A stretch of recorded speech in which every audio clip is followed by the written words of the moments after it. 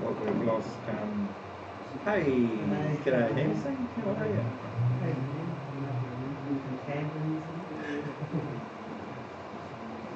Okay. Start over. Start over right from the start? Yeah.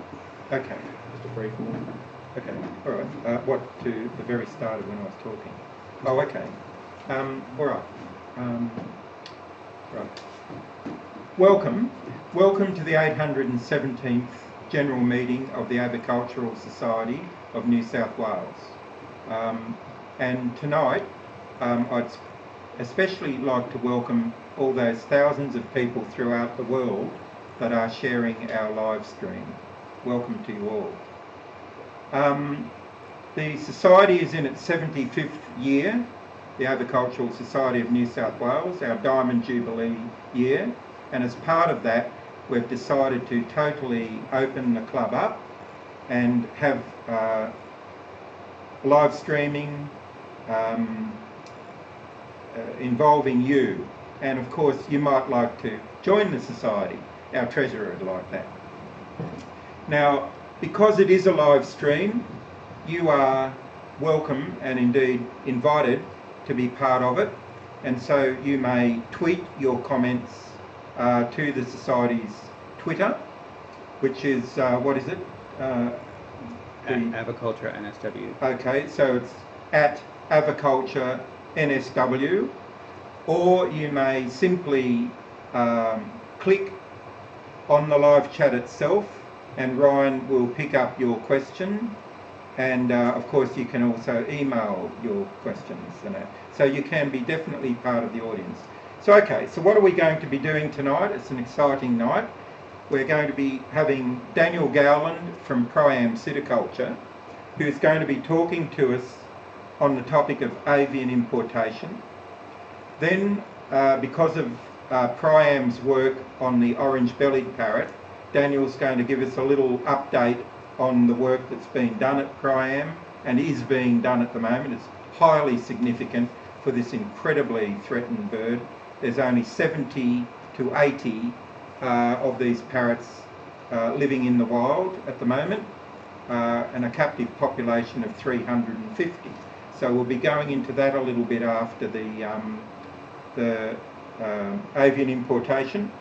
And then after that, we will be just wrapping up a few points about our upcoming visit to Taralga Sanctuary as guests of John Stafford and Tracy Avery, which will be likely on the 3rd of May. So definitely look at our website for more details there. Now, in introducing Daniel for our first presenter for live streaming, and thank you so much for doing this, Daniel. Daniel's got great credentials for this because for those of you that have been lucky enough to visit Priam, which is at Bungendore, just outside of Canberra, it's got one of the greatest collections of foreign parrots in the main, but quite a lot of large Australian parrots, black cockatoos and the like. But their technology is just amazing, and of course to see all of this, go on their site, which is priam.com.au. Now Daniel is an aviculturist of long standing, as is his father Peter, well known to most of the older members, and also he's a member of the Orange-bellied parrot captive management group and has been for some years. And his contribution to that is, I'd say, pretty extreme, because he's presenting information that is absolutely beautiful, new information, which he will talk about. Now, the Society's position on avian importation, our policy is that we are in support of both importation and exportation of birds, so long as they derive from captive self-sustaining populations, or those that with importation or exportation would likely become so. So we're not in support of wild bird traffic. We need you all throughout the world to know that. but we are definitely in anti-smuggling and in support of legal trade in birds. And it's been a vexed issue in our area because it's just glacially slow to get real movement on the topic. And so Daniel will be providing some ideas tonight about what our forward progress needs to be on that topic. So Daniel, welcome to the Avicultural Society, and and please take the floor.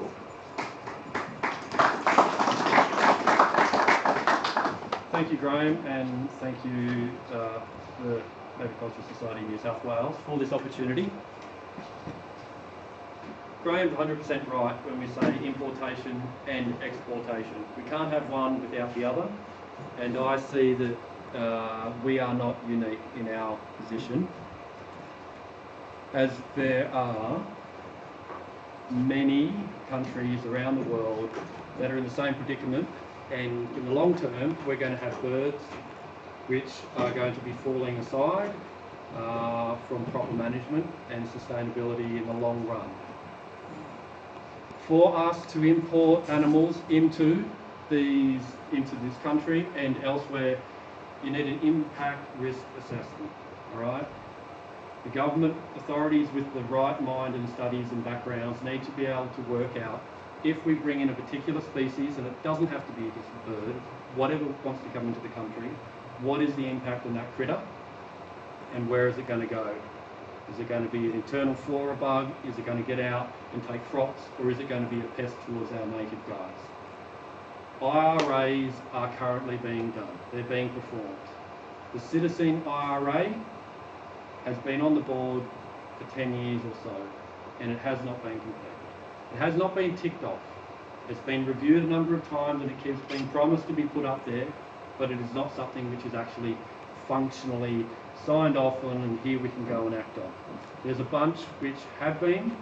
There's IRAs for what we really see is coordinated groups of people that have come together and have lobbied and said, hey, we need to get bees in, we need to get bovine in, we need to get whatever it is. It's a coordinated group, and you'll see on the Department of Agriculture's website a list there of all the IRAs that have been completed.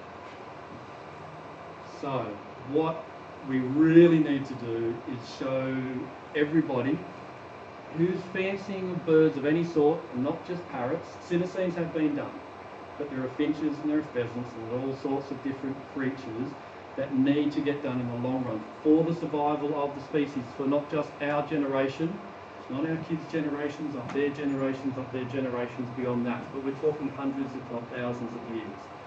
Society has come around and has decided that quarantine is very important, and that was back in 1950. All right, some of us here were born in that time frame.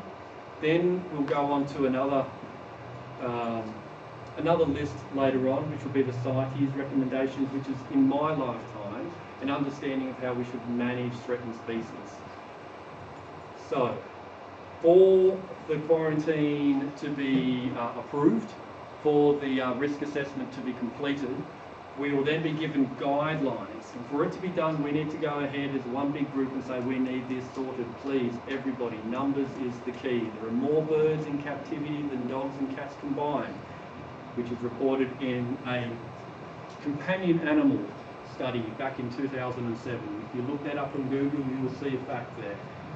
We have the potential to be able to have this sort of infrastructure put in place. A quarantine-approved premise is something that they will tell us what type of grade is required, what type of biosecurity is required for us to bring these animals in. Prior, they do their own quarantining, and once they get here as a QC 1, 2, 3, 4, what grade? Do we have to put booties on? Do we have to put masks on? Do we have to have negative pressure? Do we have to burn everything? Do they have to stay inside a facility for X amount of time? We then have to look at how much the overall cost is, because at the moment the costing to get assessments for exporting is in the order of, for a 15-minute session, somewhere between $100 to $200. We're finding it very hard to actually get a quote out of the government in regards to exactly what time frame it's going to take, let alone the cost.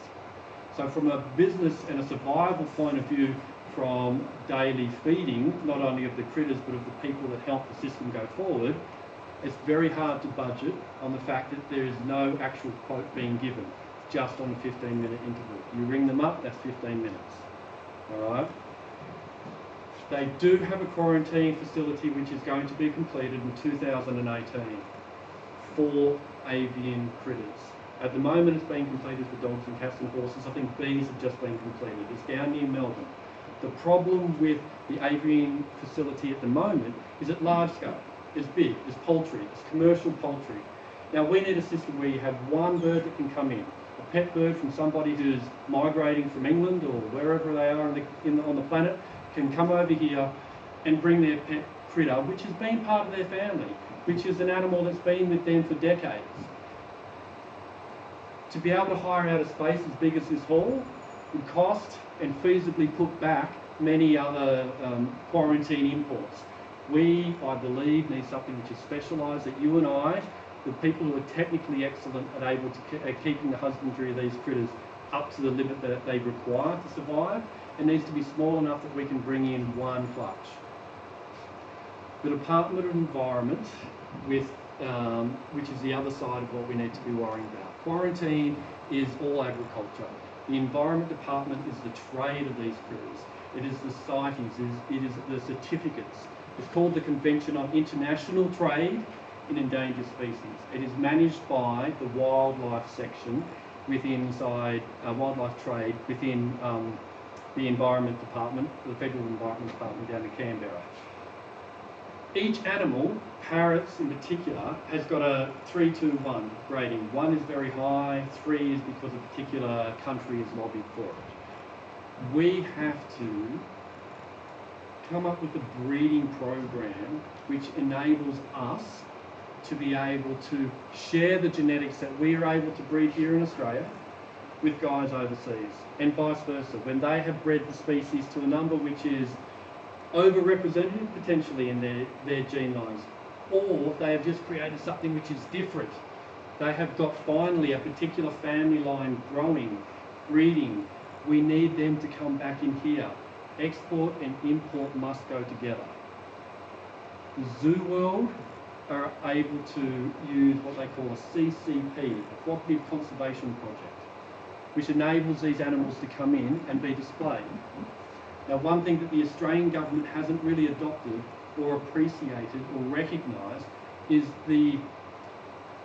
not only the long-term viability of species, but also the significance that the husbandry of private individuals have in maintaining captive breeding programs.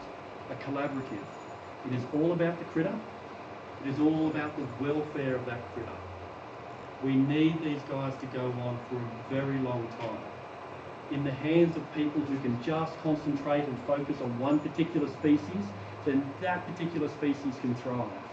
But it's for captive breeding, and as we know, a lot of parrots and birds in general like to hide away and not be seen for their breeding time. Unlike some other animals which are boldly out there in front of everybody else, to have that quiet, reserved environment designed for them is something where the private individual can really show how our husbandry skills can excel and create that environment, which isn't necessarily there just for a presentation point of view and an education point of view or a research point of view. And fundamentally, how the rules are at the moment, or how the interpretation of what the CITES documentation is that to bring a critter in for exhibition is okay. But we need to be looking for captive breeding, and again, we need to be sorting something, I believe, agriculturalists can use, not just in Australia, but overseas as well. Something where these guys can have a long-term ability to be able to swap those bloodlines, and whoever we send out over there also comes back inside here. Appendix 3 animals are like your ringneck, your Indian ringneck species. While they're in agriculture around the world in big numbers in India, they're under a bit of pressure. So India said, hey, can we put these guys on your listing so we can monitor them? After Appendix 3, There's only about 2 or 3 species which aren't parrot species which aren't in the appendixes. All right. The majority of parrots are Appendix 2. There's a whole bunch of species which aren't listed on CITES, but for parrots, pretty well everyone is listed on CITES. Appendix 2, the Australian government wants a captive breeding program. Now, the captive breeding programs is something that we need to be able to have an influence in to make them functional, to make them working. You can't be putting chickens and ostriches in the same classification as a parrot. You can't take any parrot, well, I won't say any, but the majority of parrots, you can't take them, put them into a quarantine facility, and within 2 months of their pre-export quarantine, expect them to be comfortable enough to breed. From the example and the work that we've done, we've seen if we're doing a big move, we're wanting a 2-year turnaround.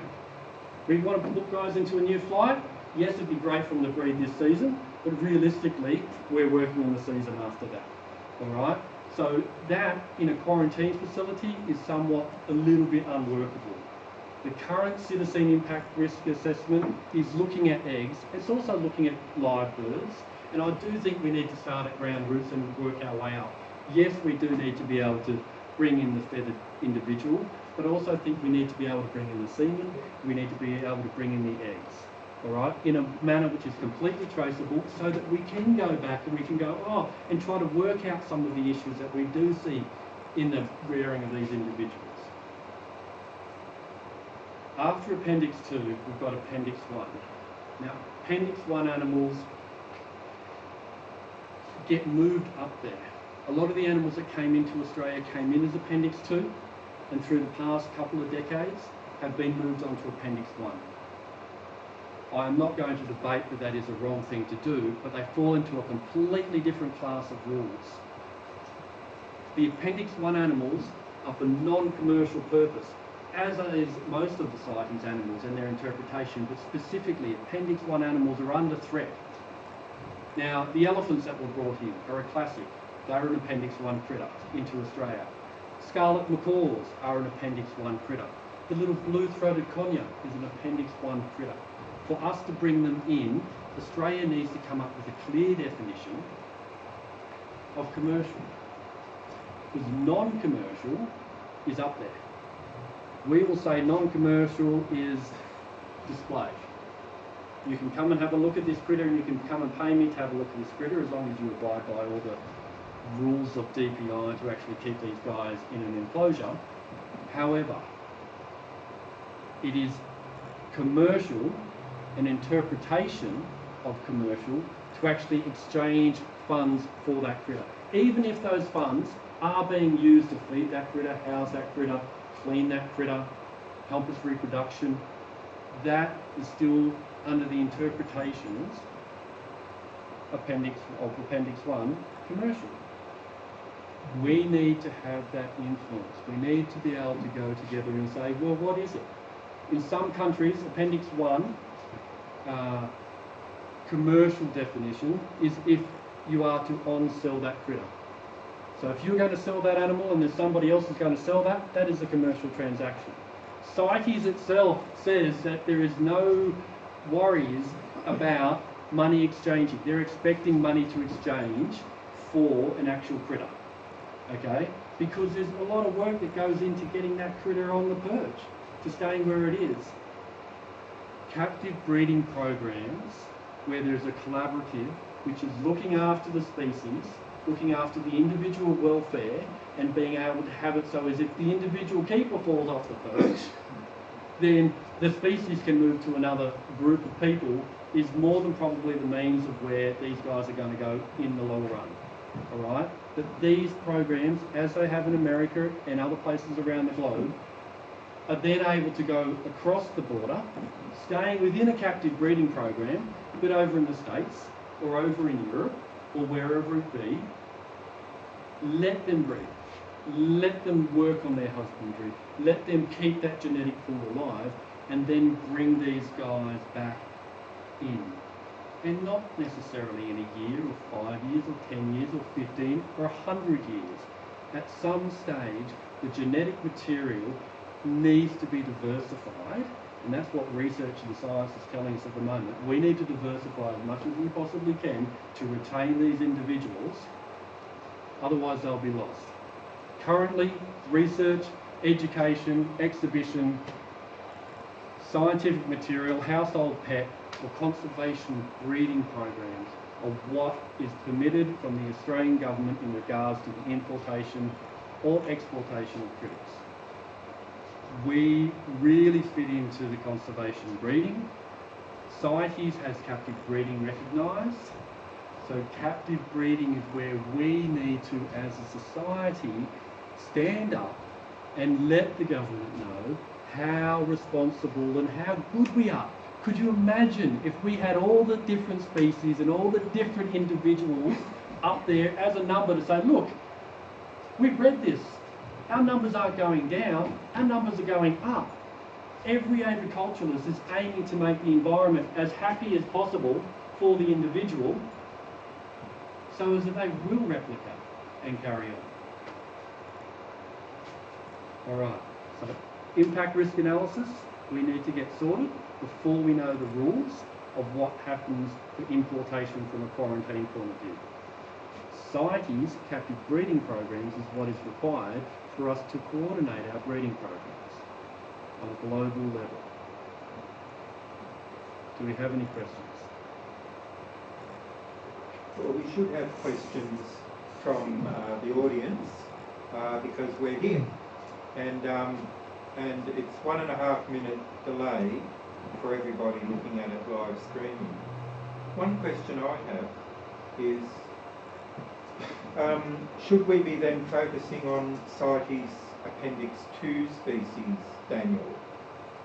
You know what I mean? Like, I think it's important that we go forward and that we're not all the time having to wait for something. You know, like, so if we've got a window of opportunity with CITES 2 at the moment, like we don't have to get the commercial stroke non-commercial definitions, would it be worthwhile to focus on them? Not saying we're not going to focus on CITES 1, but would that be a good I still first think step? wherever we're going to go, we're going to come up with the definition of commercial that is going to be the floor. I think Appendix 2 definitely is going to be a simpler process to come in, as Appendix 1 animals, they don't have a pro forma, a document that they can go by for captive breeding. They've got it for display, captive breeding programs, but they don't necessarily have one for captive breeding in itself, in a collaborative. I personally think we need to look at the bloodlines that we do have here and work out what we require additional genetic diversity in is the way to go, as opposed to like that's a different species altogether and bringing them in. And also, I think it's not just parrots. We've got to be looking at the finches, we've got to be looking at the pheasants as well while we get this process. What we're learning from the parrots, we need to be putting in the application and trying to get those guys to actually fulfill the pheasants, any other bird form that we're after. All right, long term. Has anyone got any points, questions? You surely have them, Is the quarantine facility down at South Australia still functioning? Yes, Is they are. quarantine the birds? Yes, they are. The problem with them, I believe, is that the lease is coming up, and they have to redo the structures to bring them up to standard for today's.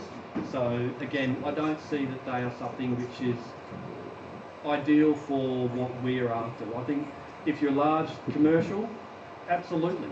But if you're a small, you want to take away the risk of disease. The more animals you put into the room, the higher the chance you're going to have a disease. You've got to coordinate a lot more people because there's a lot more funding involved too.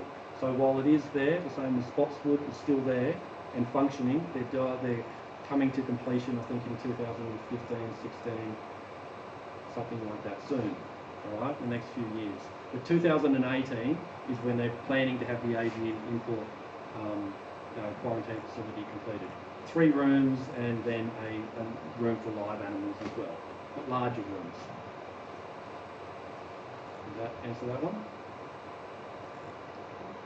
Look, I really think that we just need to get the numbers there, guys. We need to be able to stand up proud and go, wait up, look what we're doing here. The zoo world does it incredibly well. There are so many people around the planet that do it incredibly well, and we're shy and we sit back and go, no. But if we really put out there, hey, look how many Appendix 1 animals we do have that we're caring for and we're bolstering the numbers. Look how many Appendix 2 there are, right? Then they're not just hanging in there, they're actually going up, right?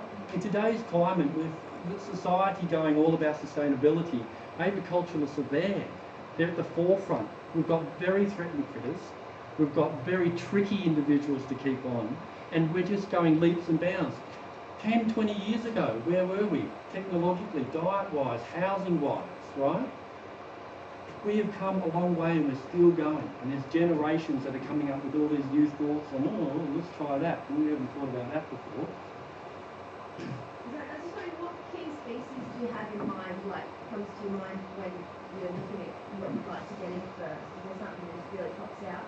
Look, this is where I think, yes, for me, definitely, there's individual things, but this is where I think the society itself needs to be able to come up with a group. This is where, in behind, we go, okay, guys, what do we need to focus on? And multiple groups can come together and put stuff together. I like Amazons, all right? And I know that there's Amazon species, the red-lord Amazons, you know, the green-cheeked Amazons, the double yellow-headed Amazon.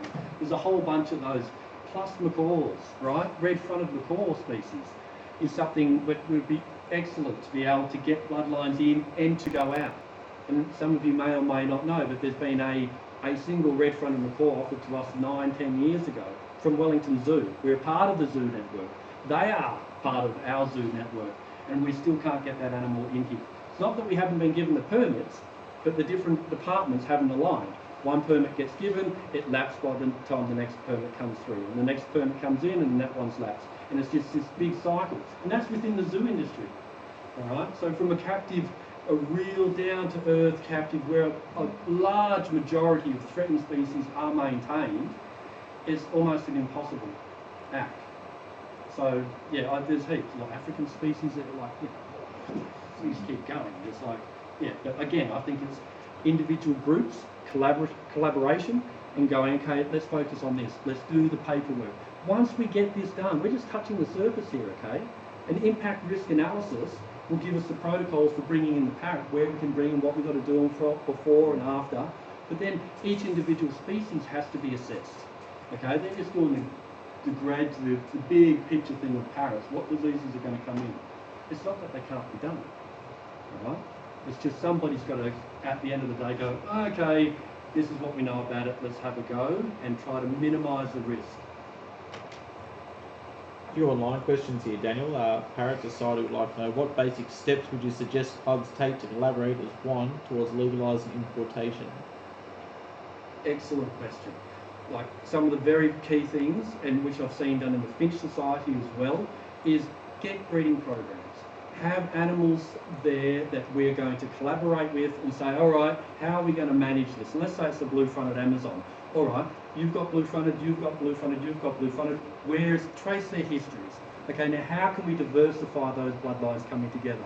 And as far as putting these, then that is one to show that that organisation there is serious about maintaining species in the long run. But then coming to a parent body to be able to then represent, we as a society, we as aviculturalists have to come together and say, who are we going to have to represent us? In behind closed doors, absolutely go rah, rah, rah, rah, rah, let's do this, let's do that. Work it out and have one clear voice coming together. I personally don't care who it is, right? But I do think a nice, coordinated, clear, simple approach is what's going to get through to the politicians, because they don't know about birds. They've got so many other things on their plate. So one clear message coming to. But Daniel, you've also alluded to the notion that why shouldn't we do it the same way that zoos do it? In other words, zoos cannot import without having a captive management plan to present to the authorities. Mm-hmm. And you were arguing, I think earlier, that we do similar. I believe, in other words, yeah. I believe that is where it's headed, absolutely. We have to be very structured, we have to be very open book about where we're going with this. But it's going to be different because we are using the animals in a different manner. CITES covers live things and dead things. It covers plants, it covers animals, right? Breeding programs which we can model. There's so much which we are very similar to the zoo world that we can model off that and use that as a kind of a template and try to work it for what we're actually after. The zoo's doing an awesome job at managing their species. I think we can be doing it too. There's different mixes of species which are being cared for. Got some more online questions. So we've got Stephen Young. What remains outstanding with respect to the IRAs, and are the processes in place to have it completed in the same timeline as the quarantine facility? Yes, good question. The idea of what is required for the IRAs is we need to send to Barnaby Joyce and say, hey Barnaby, the Agriculture Department, and say, hey, please complete the import risk analysis. End of story. Please complete the import risk analysis for citizens. If you wanted to do it for finches or for whatever, they have already done the citizens. So that's why I'm saying do the impact risk analysis for citizens, please. That is it, all right? Will it be in time? I've been told by vets who have been around for a very long time, it will take 6 months to be completed. It has been done. It has been done for the past 10 years. Gary Cross, who's a wise old vet taught many of the vets out there, he has told me years and years ago that he worked on one of the original ones to get it done. They need to update it, absolutely. But to complete it, 6 months. Let's triple that. Let's say a year and a half. Okay, by 2018 we should be able to have parrots. There are other QAPs, quarantine approved premises, that we could use if we could get the permit to actually bring the animals in. All right. Murray McPherson asks, are there any other countries at a similar stage to us in regards to importation we can learn from or share info with? New Zealand. New Zealand is a close ally. We have a lot of similar rules. There's a lot of interpretations. CITES as itself is a rule book, a recommendations, and each country takes and modifies out of that rule book as it likes. It's generally the same, but there are slight different interpretations of it. But New Zealand will be the closest one. Aside from that, a lot of the other countries have already got some sort of interpretation. They're all still trying to work for it. They're all still trying. They look at CITES itself, looks at birds and goes, "Ooh, isn't it a bit tricky?" You know, because it is tricky. There's so many ways that illegal activity could happen, and it's so hard to actually work on how do we actually manage this in the long run. How do we manage the transfer of an egg? You say it's coming from a macaw, it could be coming from a whatever. Okay, so there are practical things which the people that regulate this sort of stuff aren't aware of, and we need to help in finding those loopholes, but also streamlining the process. The costing which was up there is a big one that's going to handbrake us, but the sooner we work that out, the sooner we can streamline it, the way that we're going to then bring all the costing down as well. Make sense? Stephen asks, are you finding the personalities within the government departments being positive and favourable to moving forward? At the moment, absolutely. I don't believe we've had a better group of people in our political system that are going, okay, well, let's take it one step at a time. Yes, very positive. And this is from high up ministerial levels, their advisors, all the way through to the guys that manage it. They understand. You've got people, a generational change. You've got people that have come through the species management of the zoo world, now inside that actual organisation, that have got a clear understanding of how we manage these things. I see now as absolutely the time for these guys is the best ever. Keep in mind, they still need to get an understanding of it. It's something a lot of us take for granted. And they tend to move around a lot. Absolutely. Absolutely. So this is why it's really good, is if we all jump and go, yes, let's go now, because they are a good group of people in there now. They do have an interest to actually solve the problem. Thank you, Daniel. Thank you. That was just great.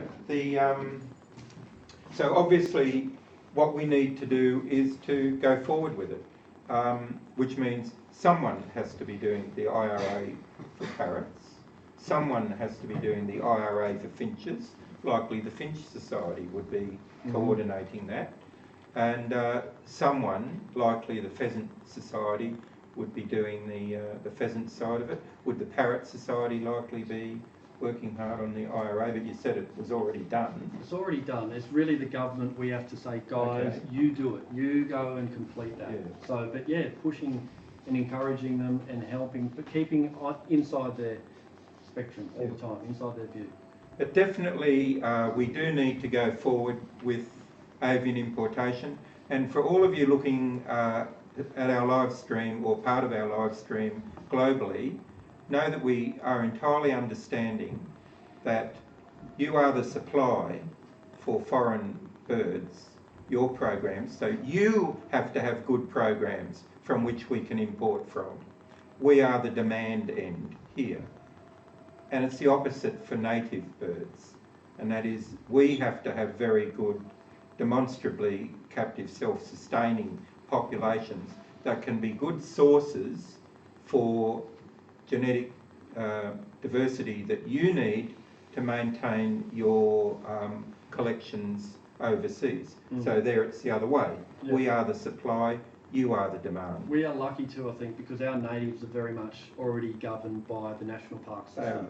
So there's already a history and a track record there, which is, All right. very important. Thank you very much, Daniel. No That's worries. a real beauty. Now, John, do we go straight to orange-bellied parrots from this point?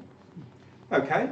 All right. Well, then, ladies and gentlemen and boys and girls that are all watching, we're now we're finished with talking about avian importation, and now we're going to talk for a few minutes, not all that long, on the orange-bellied parrot, which is it's called Neophema chrysogaster, and this little Neophema, this little grass parrot, not too much different in size to a large budgerigar, is very, very threatened indeed, with a population of only 70 to 80 in the wild and a captive population of 350. Now, the private avicultural community has only reasonably recently been invited into the program in any significant way. Daniel is a member of the captive management group, as am I. So Daniel, would you like to talk about some of the work that Priam is doing as part of the orange-bellied parrot captive management group and the recovery program? Thank you, Graham. Thanks, guys. This will be concise, and please feel free to throw in a question if you need it. All right. This is a male orange-bellied parrot, much brighter individual. They are a small little guy, 30-40 grams when they're mature. The benefit that Australian aviculturists can give to this program is beyond words. There's stuff that aviculturists do for the love of these critters that takes it away from the task, takes it away from a job. There's technologies, and when I say technologies, I don't mean they have to be electronic, okay? It's just the advancement in our thinking from dietary to basic husbandry that leaves behind some of the notions of the old school ways. It drives it forward. Orange-bellied parrots are one of the key ones of Australian political nightmares because they've been around for ages. What we're doing is we're just taking everything we learned from you guys, everything from aviculturists, from gibbering around and having a chat, and we just start putting it in place. Like putting the animals in suspended aviaries. I know I had an issue with suspended aviaries when I first started getting full on into this sort of a lifestyle, but I do see the benefits of it. The same thing is when you've got a surplus number of females. Putting 2 females in with the male, and then having 2 females breed as opposed to having one separate from the side. Looking at the eggs, looking at what comes out of them, diversifying their diet. You know, pellets, extruded pellets, which is basically grain, which has been moshed up into a easily packaged form, but we have known consistencies of proteins and carbohydrates and fats and ions and whatever. It has been a really long process to be a part of this program, all right? And so I am honoured, but B, I'm really dubious to make sure that we don't do anything which is going to jeopardise aviculturists and the role that those guys can have. You'll see here that we go to town with our biosecurity. We have a no-touch framework with these guys, gloves on, as we do with all of them, with all the parrots, but in particular these guys, because we do have a range of other species there too. We don't want anything to be going across. In taking what we've learned from aviculture, we've also done or performed little things, multiple nest boxes with a lot of interaction, I would say, which is demonstrating how much we can use these guys. By double clutching, how much we can actually ask these guys to be, well, pushed in nature. In nature, there's a lot more stress. I think a lot of the time in nature, people think it's romantic and it's in the wild, but it's a lot of work. You've got to get food every day. You've got to get shelter every day. You've got to find a mate. You've got to find a nest box or a nesting area, and you've got to defend that. Whereas in aviculture, we tend to put them in an enclosure which is protecting them from the outside world, right? And it's not necessarily just any enclosure. We've got to find the right enclosure for the right pair. This sort of interaction, which we're seeing here, which is parent birds on eggs rearing young, that we can go in and have a look at, conditioning the critters so we can actually go and inspect and see how they're growing and learning from that, and then taking that back into our nursery. By double clutching, a simple thing which would happen in nature when a possum or a little reptile, a flood, a hot spell would actually make it so as that clutch is lost, but they've got time to have another one. For the threatened species, we can almost double the output without jeopardising the health. 2 clutches is great. It is something that if we are feeding the critters right and we're monitoring them, we can actually tell if we're doing something out of the ordinary. But again, double clutching isn't something which is new for us lot, alright? Likewise, feeding a diverse diet, sprouting the seed, having a whole range of native flora and fauna. We're lucky where we are because we're 140, 50 metres above the sea level, so it gets kind of cold up there, which is similar to where they are down in, well, Tasmania, southwest Tassies, where their main breeding area is that they are aware of. We've got some of the same shrubbery around, which we can also feed to them to actually help stimulate these guys to breed. We really like to look at eggs, right? We figure there's a few things you can do to assess the well-being of the critter. You can take swabs and you can collect some of their feces and you can take blood and whatnot. You can feel the condition of them, but you can actually, if you look at the eggs, you can get a lot about the diet, you get a lot about the fertility, you get a lot about the compatibility of the 2 individuals. You can start to see where growth comes along. Now, we use it as, it's another science. We use it biology. We love it, all right? In many of the breeding programs, they have an algorithm which gives you a mean kinship, which is a number that represents what that individual is related to the rest of the population. That's one great science, the same way as genetics is another great science. Biology is another great science. I personally would find it very bad if I just focused on biology and whatever I got from my report from biology is what I went by. That would be wrong. Biology doesn't have all the answers, neither does any of the disciplines. So it is something that we take, the more that we can put together, the more that we can actually have a critter which has the fitness that will survive out in the wild. Any animal, I would like to think, in our care, if anything, is spoiled. And it's something that we need to take seriously because we can over-spoil critters. When they get out into the big bad world, they've got to learn how to work as a flock. They've got to learn how to fly 150 metres flat chat and lose a predator and land. there's endurance, there's a fitness, there's a know-how that these guys have to get inside their head, and we kind of protect them from that in many ways.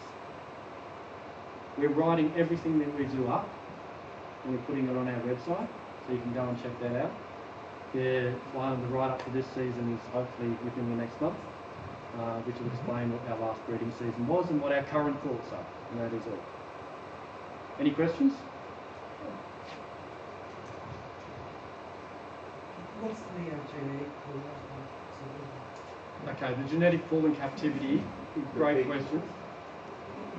What is the genetic pool like in captivity? Well, originally I think it comes from about 4 to 6 critters, and then a few years ago they brought out about 19 wild animals that they put into the breeding program. And if you look at the records, the breeding program with the 19 founders put in there, the breeding went up a hell of a lot. So I'd say under 25, definitely under 30 individuals over the lifespan of the program. The program's been going for about 25 years or more. Okay? I think it's 26 or 27 this year. 79. Okay? At what point do you start releasing the birds back to the wild, or have you already started that? They have been doing that for some time, and again, yes, so they are releasing the parrots back into the wild. Each year, I think they put out 30 this year, and again, I think it's something that we can help with. But only 5 survived.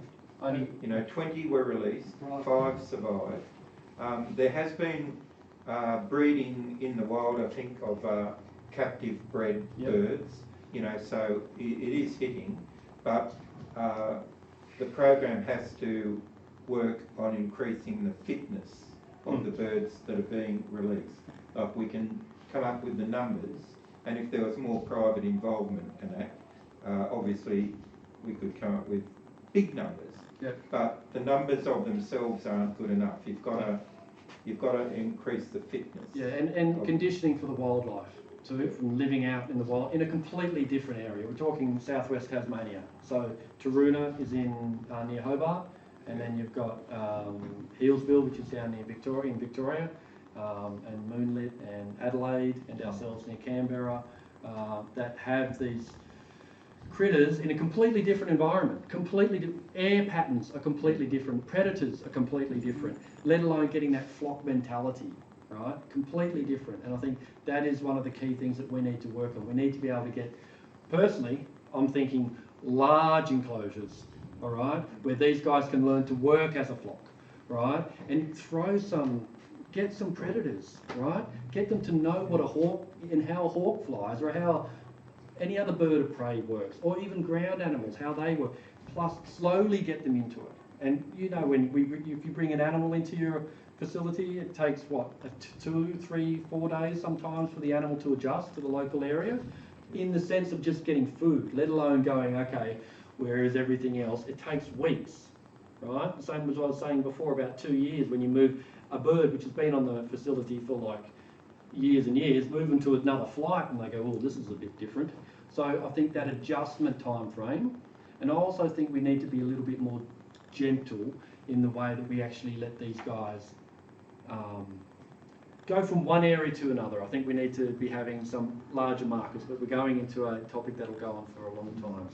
Well, our member, I've got to give him credit, and that's our member Ravi Wazan, the bird trainer, has worked with a group of a dozen elegant parrots that he got from Darryl Gray, and Darryl, who's one of the greatest neophema aviculturists there is. And Ravi worked with those birds. He's worked with them as liberty birds. He's flocked them like you were talking about just then, Daniel, and he's done it in the presence of 2 species of predatory, peregrines and goshawks. And those are the sort of things that need doing. And I take the view that if we know what the problems are, invite us in, we can help. I mean, there's another problem just recently come to light, and that is that the birds can lose nests due to predation by sugar gliders, and also they can get kicked out by competitors like starlings. Now, we can help that. We can design nest boxes that will exclude sugar gliders and may also be not so useful for starlings. In much the same way as captive work with the Gouldian finch led to a design of a nest box that could be used in the wild that long-tailed finches couldn't use. You know, because the long-tailed finches were replacing the, you know, they take the nest of the Gouldian. And that. So there is limitless contribution that the brains and everything of private aviculturists can come up with, really. Oh, go back. Yep. Just wondering, do you see any benefit of involvement from zoos or private agriculturists as sort of the better direction to head? Do I see any benefit from the zoos or the private agriculturists? I think you need collaboration of both, absolutely and all. There's no two ways about it. The zoos have been asked for positions, as far as I'm aware, and there's come back with, they've filled all the zoo positions that are available. And yet we're still not far, but there's been a target set for the total number of animals they require within a managed captive environment, and we still haven't met that yet. Now, I also see private agriculturists being able to fill that, to spread the animals wider, absolutely. So private agriculturists, I see at the moment, is where the necessary step is for it to go. Only because there's nothing left in the zoo world. Yeah. Murray McPherson asks, what is the current fertility rate of captive birds? Current fertility rate of captive birds. Really good question. I couldn't tell you off the top of my head. I know we've written it down in our write-up, but we've had a mean kinship of a particular value. It'll be out there. I can't tell you that at the moment, sorry. So Hanno1978 asks, should there be an aviary on the release sites of orange-bellied parrots to help the parrots adjust to the surroundings in the weeks before the release? It's not like a soft release. Yeah, there are aviaries down there for them, and my understanding of them are that they aren't large enough to enable large flocking behaviour, or the fitness level that is required to have that endurance for when a predator comes. And to be able to learn how to work as a flock. So there is something down there at the moment. Yes. What size dimensions are these aviaries that you think? Look, I haven't seen it, but I've been told that they're about 3 metres wide, by 4 to 5 metres long. Okay, and I think I'm being generous with those numbers. Okay. And what do you think is desirable? What I think is desirable, I think height, the natural instinct is the thing to go up. We need wide. I don't think we necessarily need to have the classic superstructure. We need to have something which is almost tunnelling.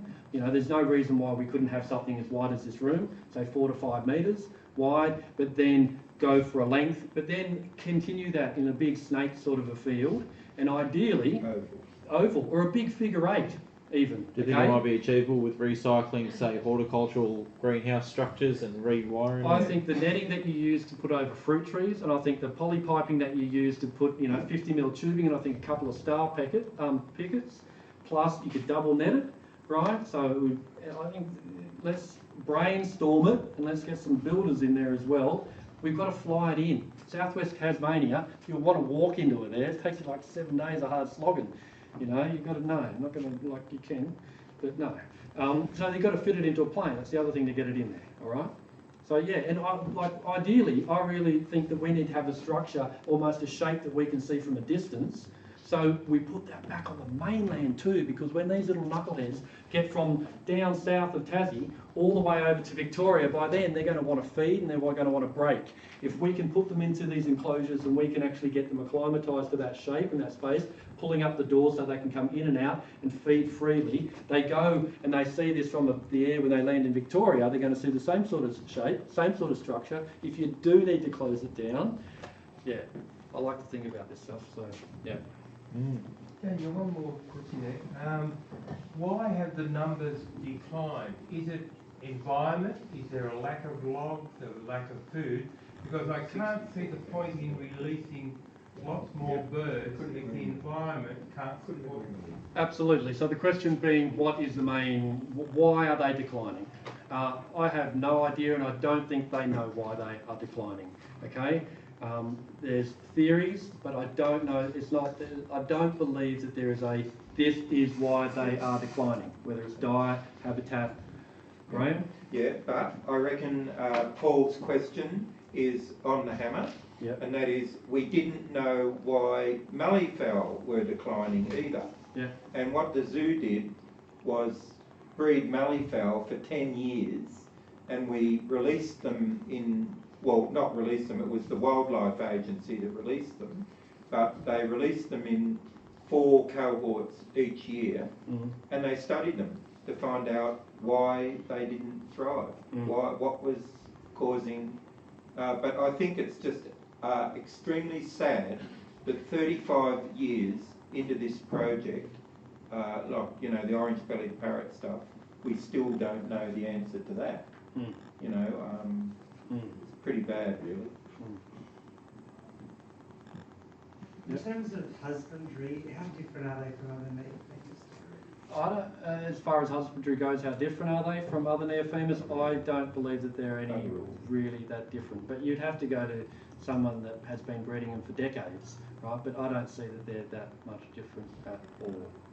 All right? Well, Daniel, that was just wonderful. So admiring of the work that you're doing at Priam. And thank you extremely for your generosity in driving up from Bungendore. And so, did we have any international questions, Ryan, that you can not see? that I'm aware of. I don't know where they're coming from. All right, well, and Twitter, likewise now. Okay, well then, everybody, what we're going to do now is break. We'll be having a break because we'll have tea and coffee and everything, and talk to Daniel, and then Daniel will be leaving to drive back to Bungendore. So that's a 3.5 hour drive for you, mate. But thanks ever so much for coming up and doing it. And also thank you, John and Ryan, for setting up the live feed. Good on you. Okay, so let's have,